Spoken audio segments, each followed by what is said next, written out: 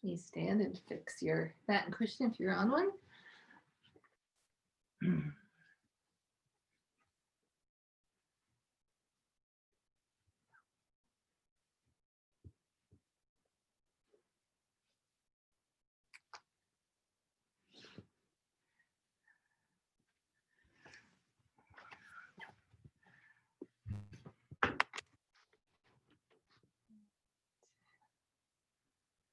I'm going to mute everybody.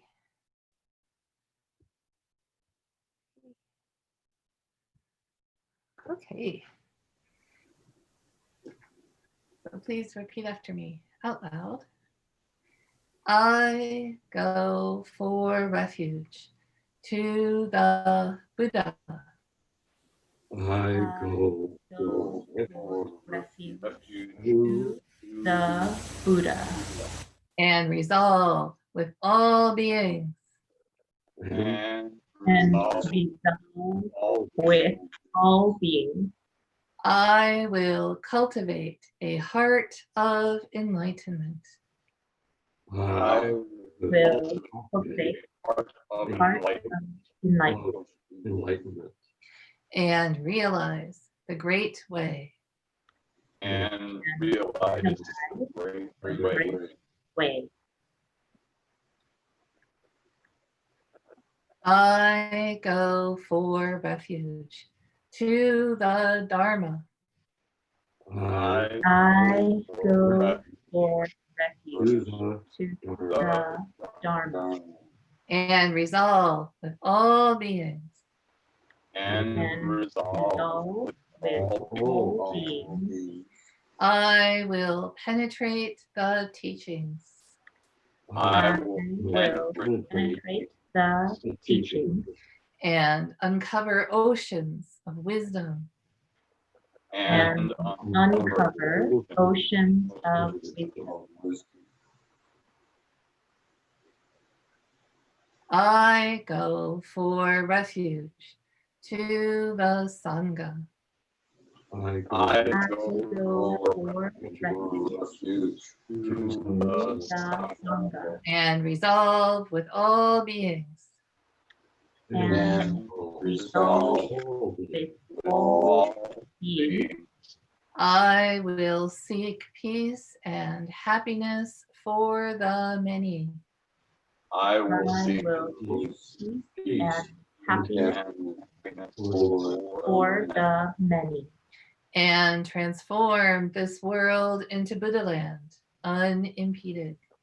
And transform this world into Buddha land, unimpeded. Right. I'm going to mute everybody and don't take it personally, because it's time to chant. Time to chant the Heart Sutra, and we'll check in and then talk about right view. So again, page 13 on your fancy book, PDF, etc. I imagine some of you probably know it almost by heart by now, right? Now, you've been doing it for a few weeks. So, Dhamma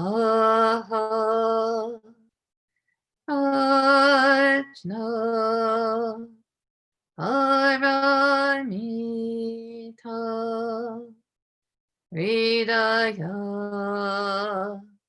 Sutra.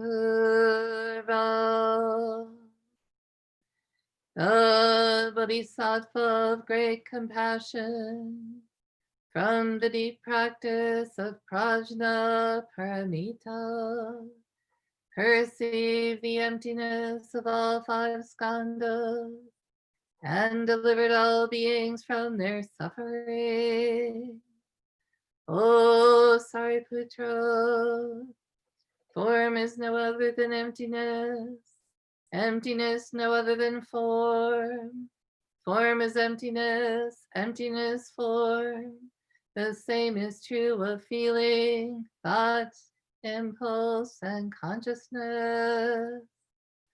Oh, Sariputra, all dharmas are empty.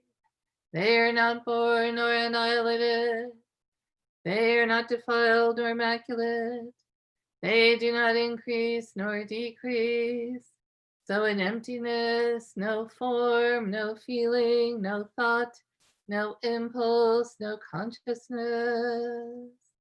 No eye, ear, nose, tongue, body, mind.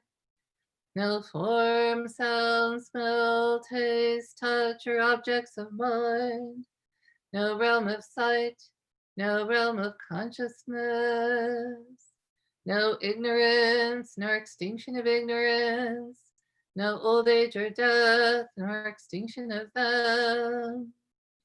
No suffering, no cause of suffering. No cease from suffering, no path to lead out of suffering. No knowledge, no attainment, no realization, for there is nothing to attain. The Bodhisattva holds on to nothing but prajna paramita. Therefore his mind is clear of any delusive hindrance. Without hindrance there is no fear. Away from all perverted views, he reaches final nirvana. All Buddhas of past, present, and future, through faith in prajna paramita, attain to the highest perfect enlightenment.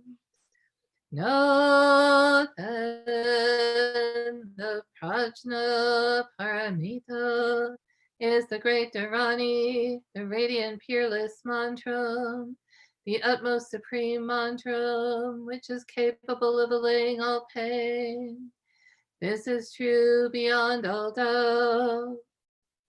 Proclaim now the highest wisdom, the prajna paramita. Gate, gate, para gate, para samgate, bodhisvaha.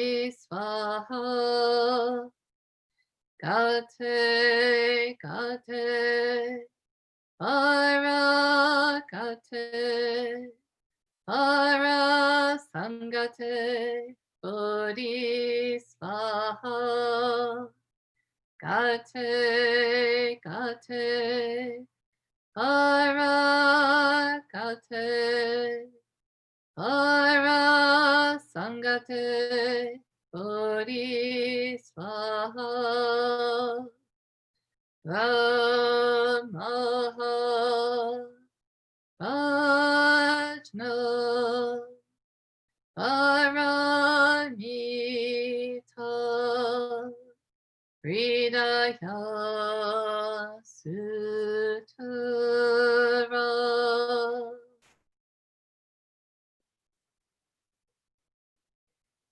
Great. Unmute you all. I saw Jaya do the little thing with the hands at the end that she got from me, I think. Good morning, everybody. So yeah. So let's do some checking in. So yeah, Noju, matching your couch in Peru where you're in quarantine again. Yeah. Yeah, it's been going well. I'm really grateful for that it's been pretty quiet actually and uneventful this week. Yeah, I've just been able to settle in, to this new, I don't know, reality, new pattern of being on lockdown again and being really homebound and working and teaching and doing everything from home. But in some ways, I feel like I've gotten really accustomed to it. And yeah, I'm just really grateful. I know that, it's really privileged to feel healthy and safe and stable. So yeah, I'm just really grateful for all of that right now. Jayun.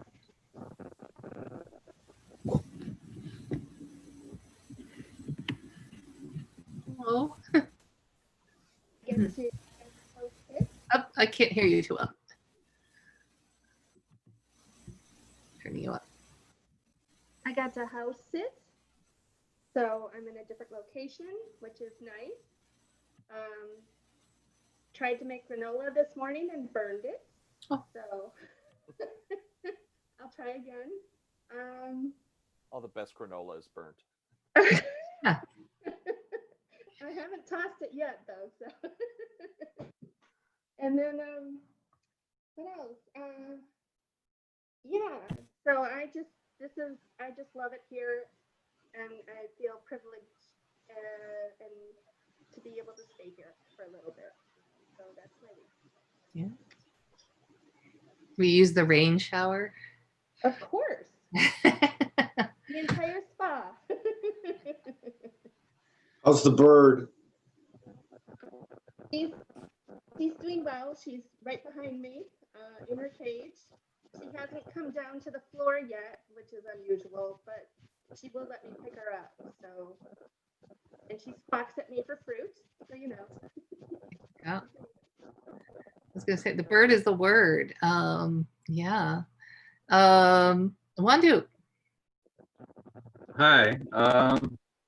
Not much to report this week. I mean, I've basically been going at the same pace and the same effort since this whole thing began back in like late March. So it's like when Noju said getting used to this new reality, I was struck with it's not really new anymore for a lot of us. Yeah. But I guess if you take it in smaller bites, it is. But looking at the totality of it all, I really don't notice much of a change from the beginning of this. But things have been plugging away as per normal. I'm still having my creative, burst. Hopefully that'll carry me through to the end of the project. That I've kind of focused on one particular writing project for the moment, and I'll probably carry that through till it's done, before I really start fleshing out the other one. But it's a Buddhist related, but it's kind of a sci-fi thing. So, in any case, but that's about all I really have. There you go. And does your T-shirt say Gargle Blaster? Yeah, it's Pan Galactic Gargle Blaster. Okay. Old number 42. All righty. There you go. Okay, now I know I'm in a room full of geeks. That's right. Your new Dharma name. We all know where the references are coming from. Gokta, how you doing over there? Way over here, well, I'm in the midst of making a big pivot in my life. So I'll give you an example of what happened one afternoon this week. I was on the phone with my boss,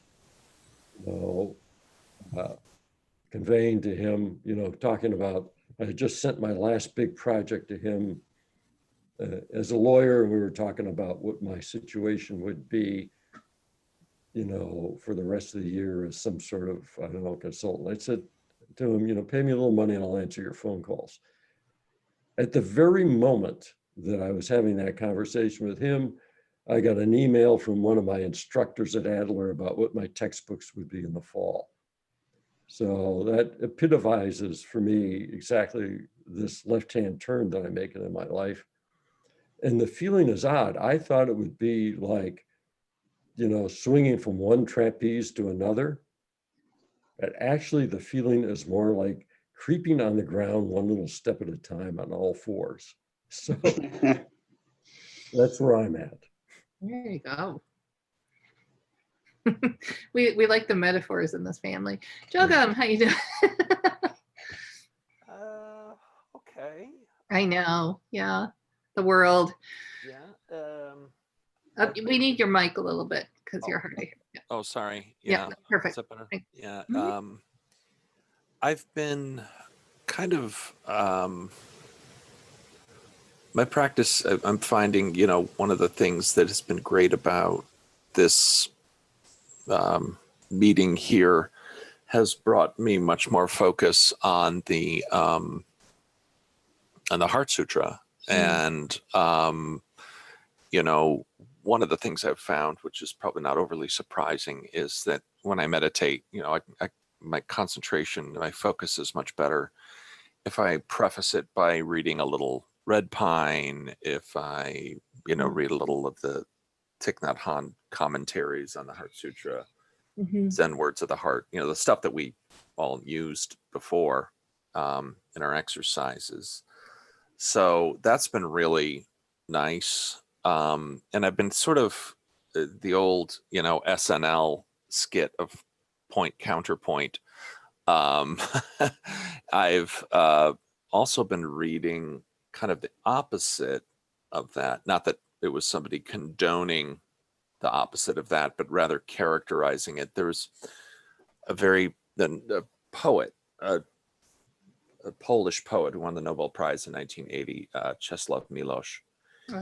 He wrote a like a rather lengthy treatise on how people behave in times of extreme uncertainty, especially when they're in, you know, facing, say, authoritarian or totalitarian regimes.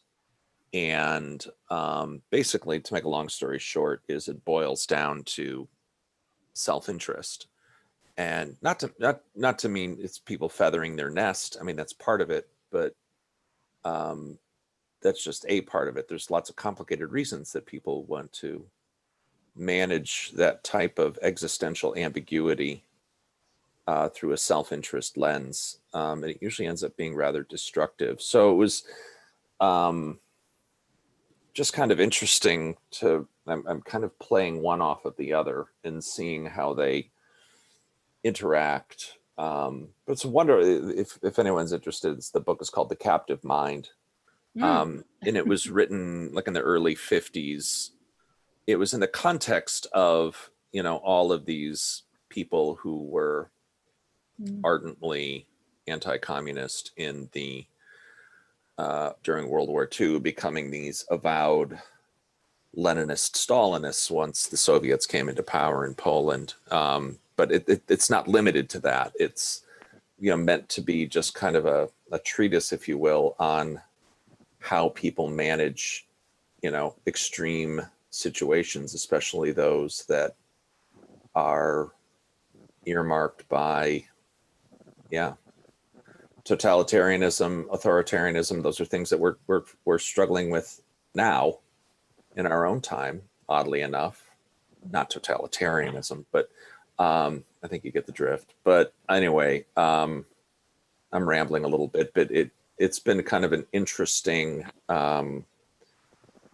effect on my practice by looking at the two at the same time and what that's done to my focus and my concentration. So anyway, that's all. A little bookish, but exactly. So maybe a quick check-in before we'll circle back to you for the right view. Oh, How you doing? I find myself subconsciously angry, and I don't suffer for it, but I'm giving myself a lot of latitude, and I'm gonna be fine. Yeah.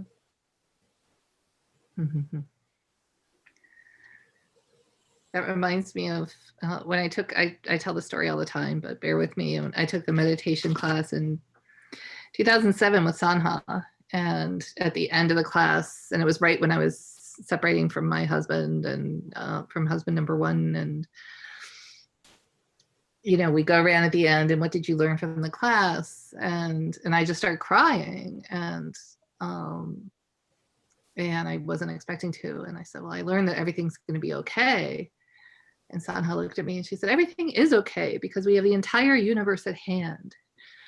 So that's always a nice reminder. So yeah, thanks.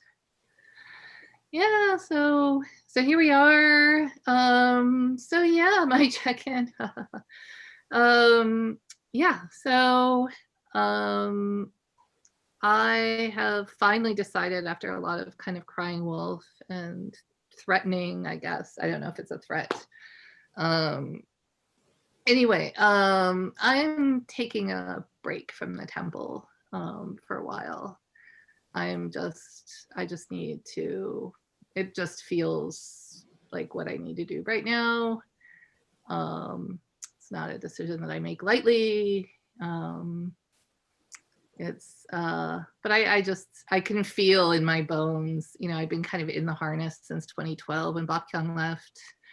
I brought a lot of bad habits with me. I did a lot of, you know, learning as best as I could on the job, and I did the best I could. But I think we're at a point where I need to get out of the way of whatever's next. Yeah,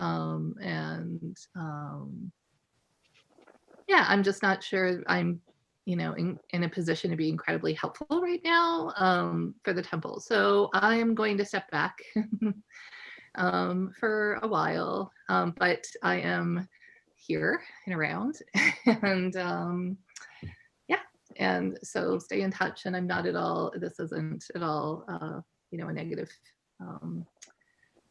thing. It's I think it's there's a expression in French which is reculer pour mieux sauter, which is to withdraw to better jump. And I can feel already, actually, kind of immediately, I just became kind of a better Buddhist, and I'm more present in my life. And I just need I need the room for a lot of things, and the temple's in really good hands. So, so yeah, so you know where to find me. But that's what's going on, and I apologize if this is sort of sudden, but yeah. So, What are you who's apologizing gonna run for? this? Huh? Who's gonna run this? I Sundays. think he just, oh, the Sunday, Susham said that he would take it over. Yeah. I guess the question I had is, what are you apologizing for? No, I just, I get in this thing of like not letting people down. And that is one of my problems. So, and I see Oche's tuning in. I apologize because it might be more work. It's disruptive, and but I think I'm pretty sure we have the universe at hand. So Constant change, my friend. constant change, for better, for worse. And Well, it was a great ride. It was a great ride, and who knows, I may be back, and I'm definitely going to keep practicing. And like I said, I really, very much count everybody as friends, and hope that we stay in touch, and encourage you to get in touch. And if you're on Facebook, you see me all the time. So yeah. Wow. Oh yeah. Boom. Boom. Mic drop. That's right. Well, I'm glad for you if it's doing what you need to do. I think it is. It's always hard. You never know if it's what you need to do, but I think I can feel it deeply that it just needs to happen, and it's going to be okay. Actually, it might be better than okay, because like I said, I feel like I'm a ball that's been thrown from a strange angle, and I can drop to the ground and then maybe get up and be rethrown in a better one. So I think one of the challenges in Buddhism sometimes is that we have these principles that we adhere to, like I just said, constant change and, all these things. But there's one that I think has to be added on, especially to the 6 guidelines of right livelihood. It's called 6B, or, 6 asterisk, is no one's an infinite resource. Yeah. But all those 6, they're all, if you were an infinite resource, yeah, you could.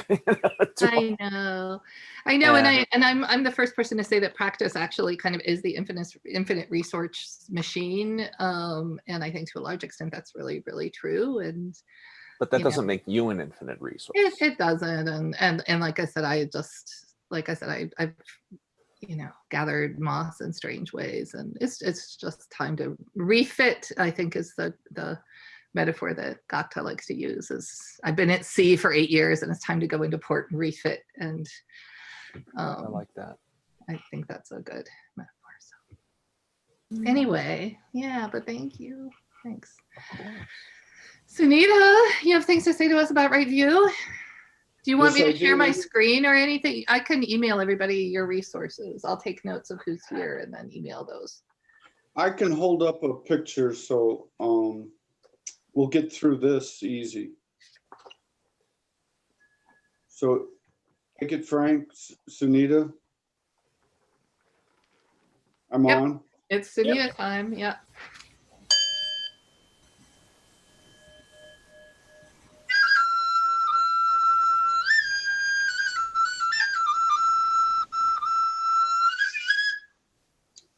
Let's take you back. The Eightfold Path is what we're going to start investigating. And I want to imagine for a minute how long ago that was. It was over 2,000 years ago. The written word hadn't been around for even that long. And literacy, forget it. Nobody read books. There weren't books. It was a time where the oral tradition was ripe, and Buddha attained enlightenment, or whatever you want to call it, and was soon after gave his first talk about the Eightfold Path.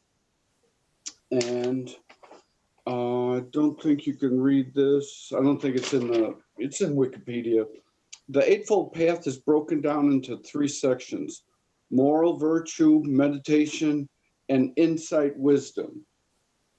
Insight wisdom became a higher order later on, but at the point of that first talk, Right View, and this, I didn't read this, but Right View might have been the Hinduism concept of rebirth with a little less, you're locked in your caste system. That's how I imagine it.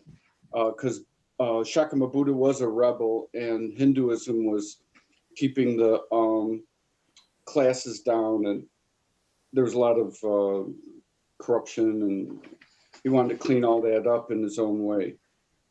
So here you are, you're just somebody who can't read, and somebody wants to teach you Buddhism. Well, they would show you, this is one thing, actually I'll show you the other ones first too. This is the Tibetan version, which is of course more complex.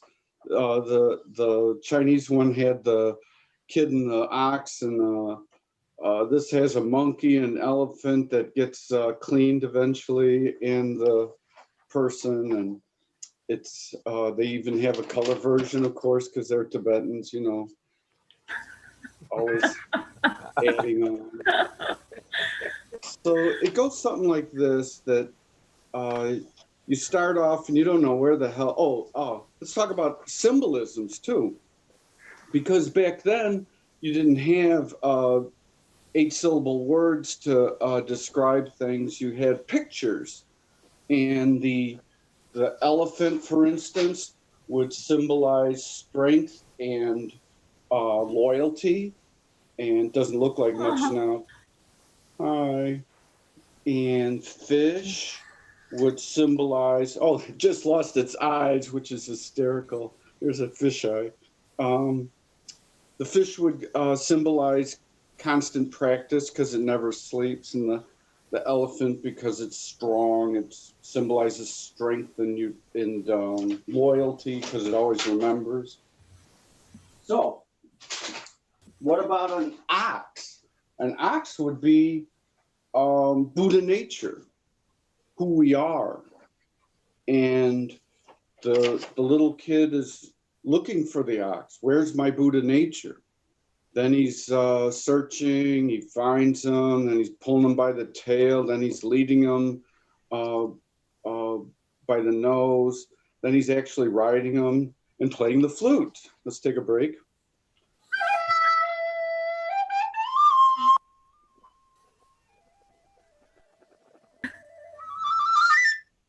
And this is my favorite part. Then he's like, screw the ox. I don't need the ox. I don't need the ox isn't here. I'm not suffering for not having the ox. I'm just who I am. And then oblivion, nothing. Then no ox, no man. And then this is my favorite one at the end. You're back in real life.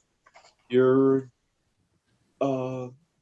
changed for the experience of considering this. You're a better person. You are happier and all that. And it's because you've learned to train the ox and forgot about the ox or whatever, made the ox yourself, or you can go on and on about that. But there it is.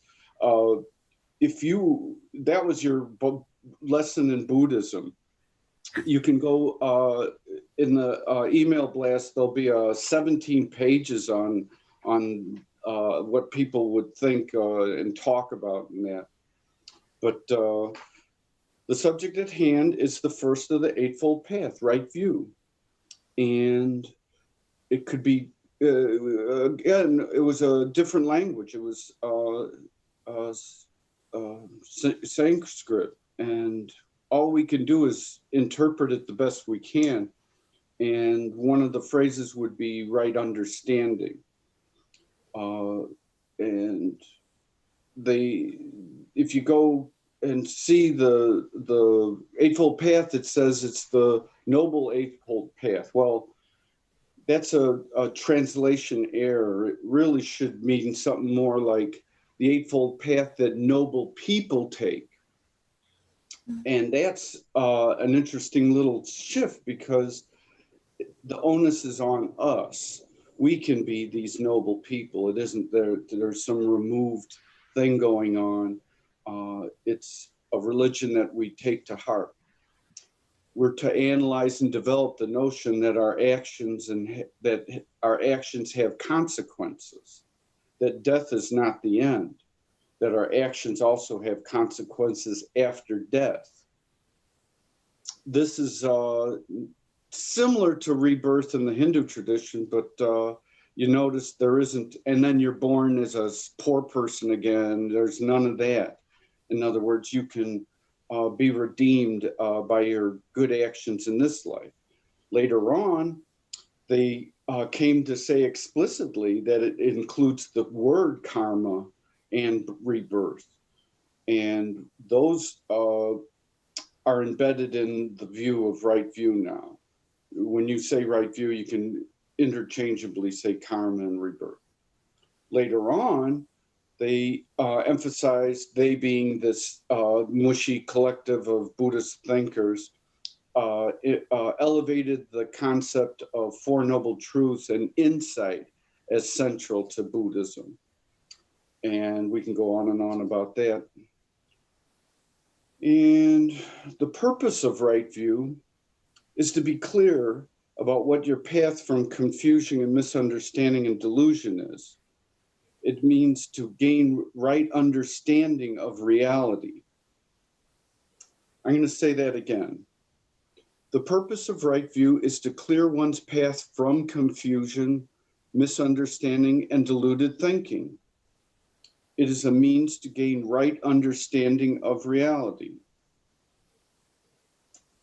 Paradox alert. Boop, boop, boop, boop. Right view is not non-view. Right view is non-view. Right view is non-view. You're not looking. Just like in the Tale of the Ox, you get to nothingness, and that's so Buddhist, right? As the enlightened become aware that nothing can be expressed in fixed conceptual terms and rigid dogmatic clinging to concept, all that's discarded. We're Buddhists. We don't need that stuff. And Zen Buddhists, we strip more down, and that's to our credit, but it becomes an empty religion without all the good things, I think. But stop me when I turn into the Roman Catholic turned Buddhist anytime. All religions yearn to be in touch with the oneness. And I'm not going to go on and on about what the oneness is, but you've experienced in your deepest meditation. You get a glimpse of what the truth is. And imagine Thich Nhat Hanh, for instance, says you can walk around every day, every moment, thinking that way. I think you strive for that. Here we go. All religions yearn to be in touch with that oneness. There's only 5 ways you can be in touch with the oneness. We did one already today, and that was meditation. And if you slept really well last night, that's 2. The third that we're going to talk about is rituals. And if during a ritual you lose yourself, or whatever way you want to describe it, and are in touch with those contents of consciousness, the trueness, the suchness, that is gold. That is a good night's sleep. That is a great meditation. And furthermore, it can be done with other people and can have specific meanings. So I propose that we make up some rituals for ourselves. What makes the world go round? Yes, it's love. So let's make up a ritual for yourself, and I'm just giving you suggestions. Sometime during the week, take a look at yourself in a mirror, gaze into your eyes, and say, I love you, and mean it. And look for something that you like about yourself and be inspired to say it again. Then say it 5 different ways. I love you because you're great. I love you because you are forgiven for all you've done.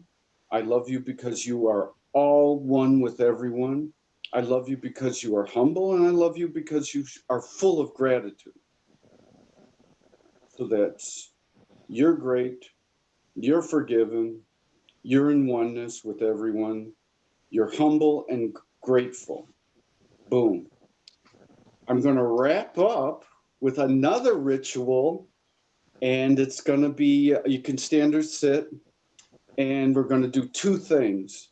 We're going to hug ourselves and say, I love you, or I love myself.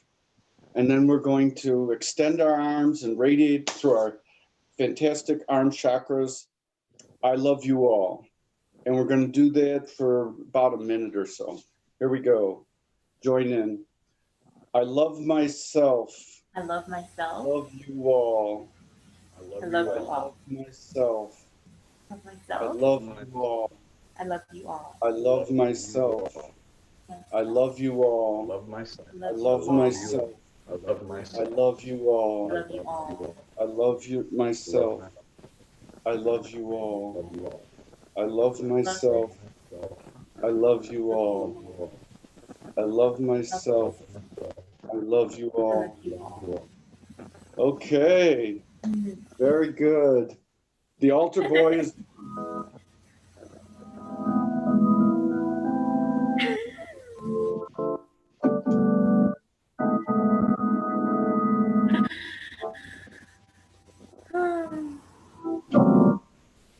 Thank you. Thank you, Sunita. Welcome.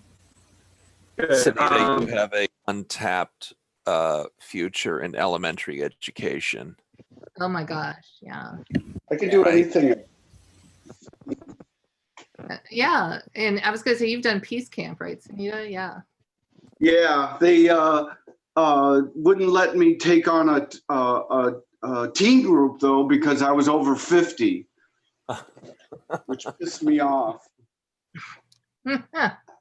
Never trust anyone over the age of 50, right?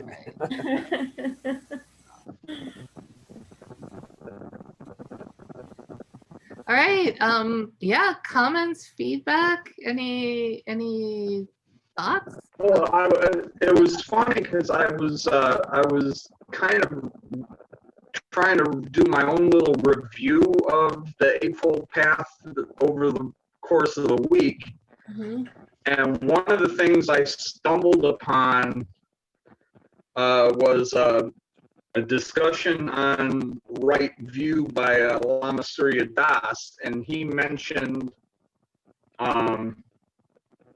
that in Tibetan Tantra, there were four great moments for recognizing clear light. And it was similar to the five that he had mentioned about, and there's death, falling asleep, orgasm, and sneezing. That these were like four great moments of getting in touch with that oneness. There you go. But that struck me at the moment that he said about those five things. Yeah, technically, drugs and orgasm are the rest of the list. Would figure that would be half the list, right? All right, gentlemen. Any other? Okay. Yeah, why sorry. I'm- Now that this anyway, I'm not gonna follow that train of thought, but That's thank why I you, left it out. thank you, Sunita. I just really appreciate always when you present because it's very thoughtful, but like it's just a good reminder that this practice and having right view is fun and joyful and not sort of staid and boring. So thank you for that. And Sabaha's here too. Sunita, thank you so Aw. much. It really is wonderful experience. The real joy that I think that you take with your Buddhism and the deep preparation that you did in order to be that free, to be that joyful. So thank you so much, and I really appreciate your presentation. And the pleasure's mine. Any other comments or insights or?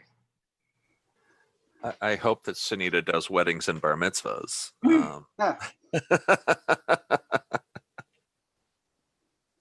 I DJ'd a wedding. Oh.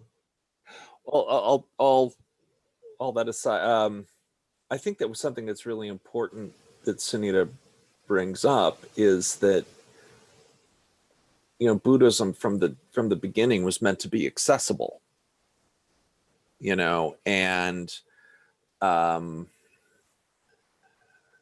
that's one of my questions.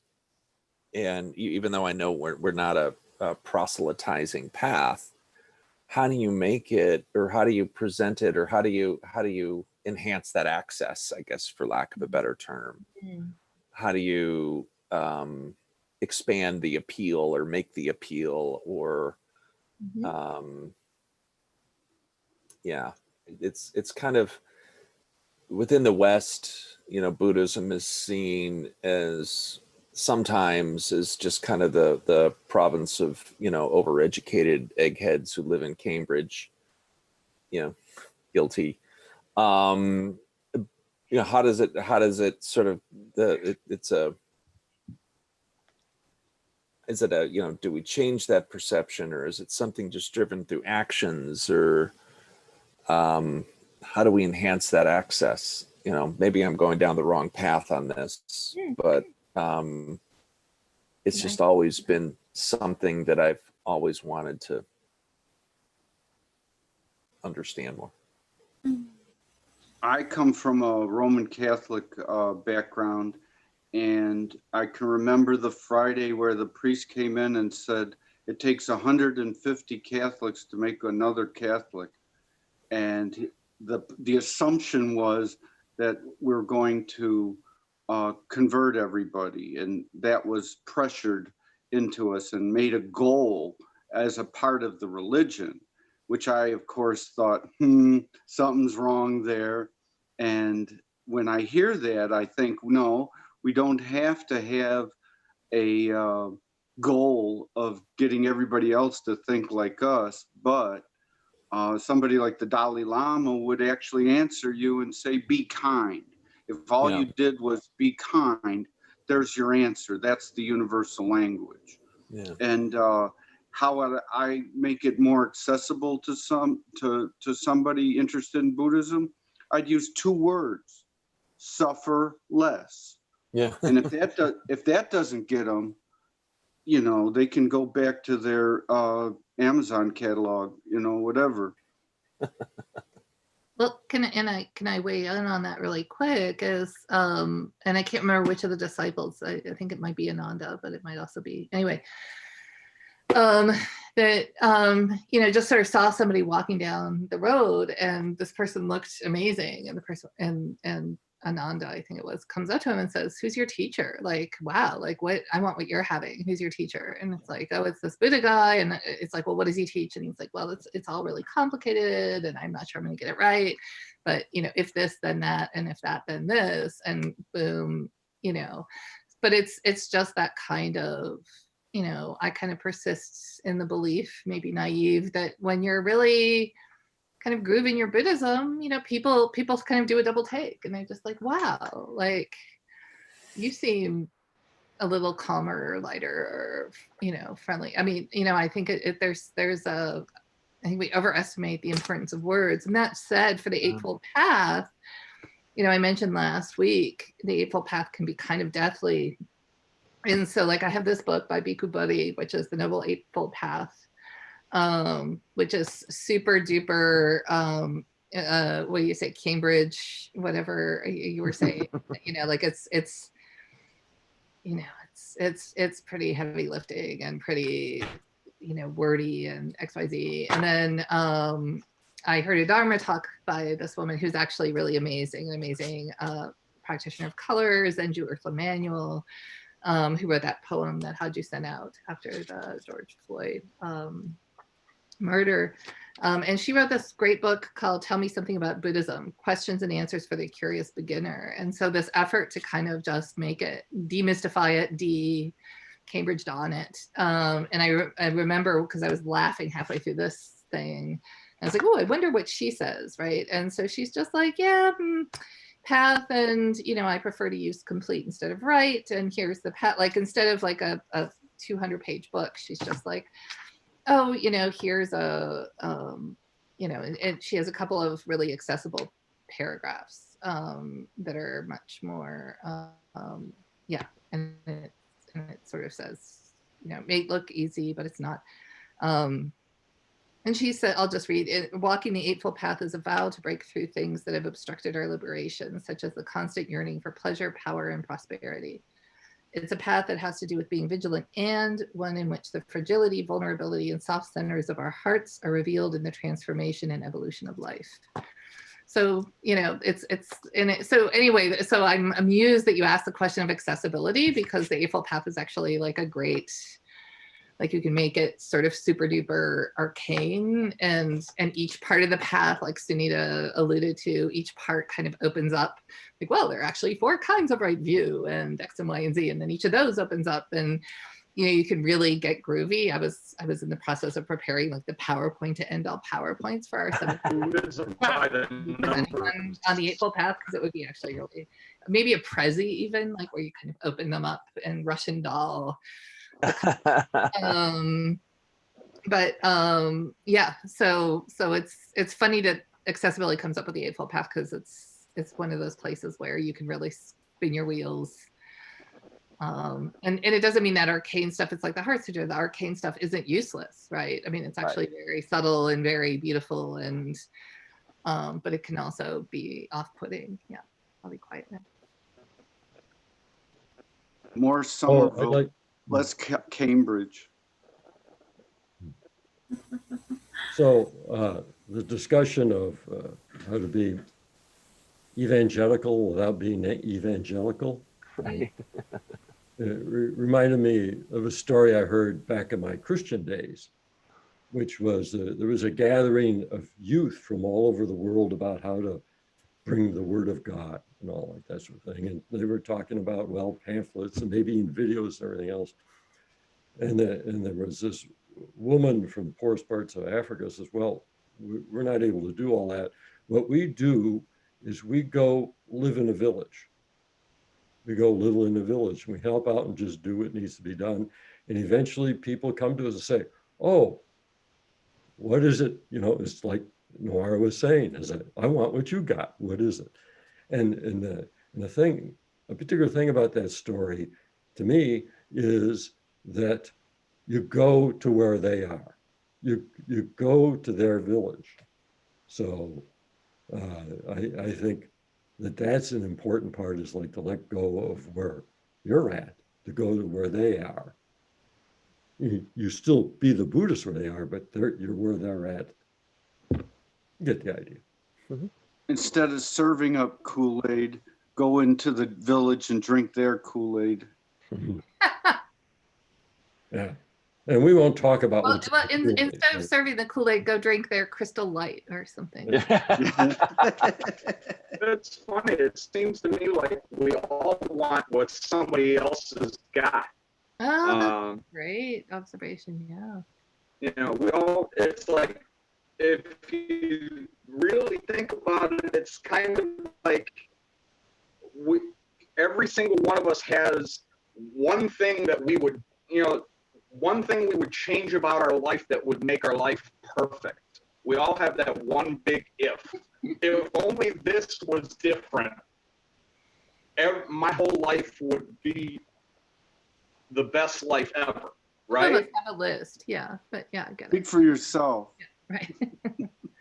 Some of us have more than No, one. but I mean, for a lot of people that, you know, a lot of us, especially in this time period, a lot of us feel loneliness a little bit more, you know. So there's a lot of people that think if I could just meet the right person, or, you know, that's a big one that I see a lot of people struggle with. Mm-hmm. They aren't Buddhist. No, they're not. But in the end, you know, you may say they're not Buddhist, but where's your separation? Where are you drawing that line? Well, I suppose that when you suffer, you fall off the path. If one person suffers, we all suffer. True. At a level, So, yes. Well, and one could also argue, you know, there's nothing to increase access to. They're already Buddhas, right? yeah. But I mean, I guess my point in that was when that was said, was that, you know, we all have one thing that we think if we could just change this one thing, my whole life would be different. But, you know, it's kind of like everybody's looking for happiness when what they should be doing is trying to find joy in what is there. Mm-hmm. Agreed. Hear, hear. It's a good thing that's easy. Another mic drop from Wandu, yeah.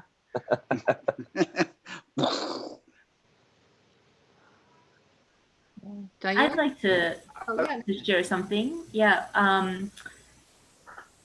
So I was thinking about the words right view. What is right view? And then I thought about when we were discussing the Heart Sutra, you asked me at that time to look up, without hindrance, there is no fear, and away from all perverted views, he reaches final nirvana.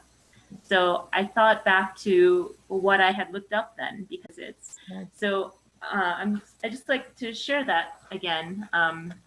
What it said. So when I looked at perverted views, it said there's 4 different things. Yeah, if those are perverted views, and it says an investment in these perverted views produces fear and confusion. And fear and confusion, by their very nature, seek other things to cling to. Each clinging brings about its own perverted view and further clouds your vision. And so I was just thinking a lot about that, the difference between right view and what is perverted view. Yeah. And we go back to accept constant change. Yeah. Always. Yeah. Yeah. Diane, any thoughts? No, I'm just here to listen to everybody. Put And, Chi-Chi on. Huh? Put Chi-Chi on. Chi-Chi's not here. What? No, Chi-Chi went on a road trip. Oh. Yeah. Put the bird on. He's napping. Aw. We put him to Much for sleep. constant practice. I mean, I'll just say too,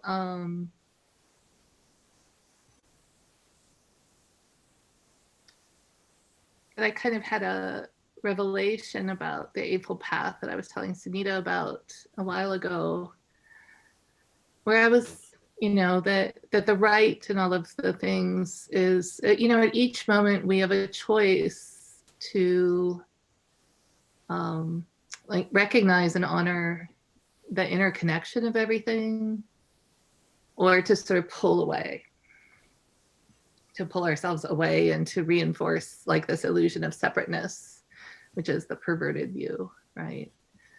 And the right means, with kind of knowledge of that interconnection, right? That interconnection sort of pre-exists all the separate stuff. So there's just looking at each other and smiling, or there's always just at every single moment there's a way of being helpful and being kind, and and thinking of other people and paying attention to details of just kind of honoring that interconnection, and then or we can sort of pull away from it through our greed, hatred, and delusion, which are the 3 clashes. So I'm just gonna say that's why this is so hard for me, pulling away from the temple, and I really want you all to know that if I thought, if I thought it could be helpful, this, like I said, this is just to come back later, sort of refreshed and renewed and washed off of a lot of stuff that I'm carrying around. But that distinction between right and perverted is why this took me maybe longer than it should have to make that decision. And I really make it in the spirit. Really, I just love you all. I hate all of you, because every Sunday I'm just like, I can't. You guys are just like, this is really my lifeblood, and this is really the highlight of my week, and it's just really wonderful. But I think just kind of hibernating a little bit. But I'm very much not pulling myself out of the interconnection, and I hope you will all stay in touch, and I will be in touch as well, if that makes sense. So Sure. You better keep texting me, Sunita, and calling me. Seriously, call, email, whatever. I better show you my new coffee cup. Jesus Christ. That's really terrifying. Samsara. If you remember that story you were The telling a story, couple of yeah. weeks ago. Yeah. Oh my God, it's Once the in a while. Wandu. It's the The Wandu coffee coffee tastes cup. great out of this cup. Oh my God. You should get a bunch of them for the temple and we could use them as props, You know what? Send me your address and I will send you one. Oh, I love it. Oh. And then we can do plenty of Hamlet on the Yeah. side. So But at night, without seeing what it is, and I'll look at it in the morning and go, I knew him well. wow. I'm sorry, I've been rereading Herman Hesse lately as part of my research for my writing project. So, Yeah. It's like, to be honest, actually the project is actually taking Herman Hesse's Siddhartha and moving it into like the 23rd century. I love it. Ooh.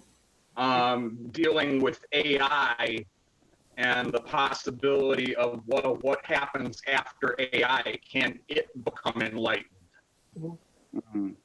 Mm. So you haven't seen Her? Oh, I have seen Her, but this is a bit of a different take. Bit of a different take. So far, what I have going is 2 different AIs, same program, different results. So Stay tuned. Stay tuned. Yeah. Cool. So is there a right intention volunteer for next week? Noju, are you feeling the right you intention? know what? Oh, Wandu, right intention?